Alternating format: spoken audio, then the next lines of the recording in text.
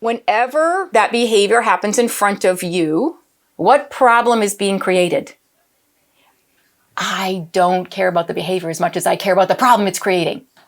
And if it's not creating a problem, here's the edge. Do I need to do anything? Right? I have some colleagues that cannot stand, no matter what they do, they cannot deal with this. I give a direction, the child goes,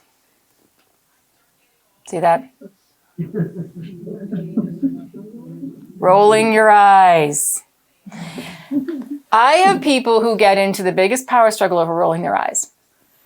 And I say to them, ask yourself this question, what problem did it create? Right? What problem did that create?